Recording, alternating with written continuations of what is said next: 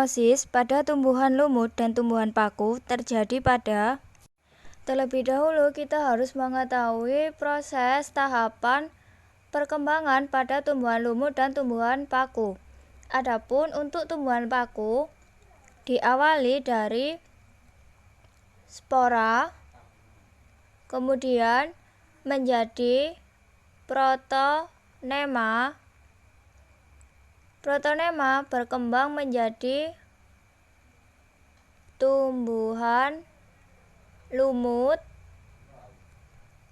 Kemudian tumbuhan lumut ini akan menghasilkan sel kelamin, yaitu antheridium sebagai sel kelamin jantan dan archegonium sebagai sel kelamin betina.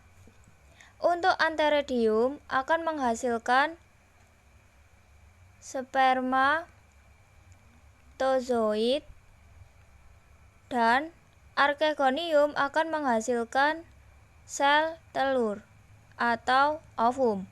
Kemudian keduanya mengalami atau terjadi pembuahan fertilisasi.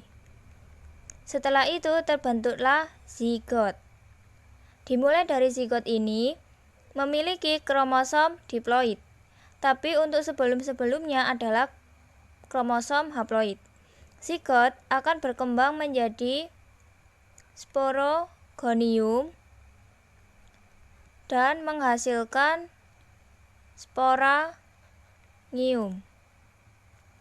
Dari sporangium ini akan menghasilkan spora lagi, dan untuk siklus atau tahapan hidupnya akan kembali semula ke awal.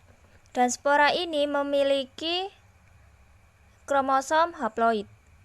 Jadi, meiosis pada tumbuhan lumut adalah ketika sporangium menjadi spora. Meiosis tadi sudah dijelaskan bahwa meiosis adalah proses pembelahan sel dari diploid menjadi haploid. Jadi untuk tumbuhan lumut itu terletak pada proses sporangium menjadi spora. Proses atau tahapan hidup tumbuhan paku hampir sama dengan tumbuhan lumut. Yang membedakan adalah pada bagian protonema. Untuk protonema pada tumbuhan lumut, sedangkan pada tumbuhan paku itu adalah protalium. Kemudian untuk setelah zigot, tumbuhan lumut menghasilkan sporogonium. Tetapi pada tumbuhan paku, setelah zigot akan menghasilkan tumbuhan paku. Kemudian menghasilkan sporofit. Setelah itu terbentuklah sporangium. Dan sporangium akan menghasilkan spora. Nah, di sini proses meiosis juga sama terjadi pada tahapan sporangium yang menghasilkan spora, atau tahapan meiosisnya adalah pada waktu pembentukan spora.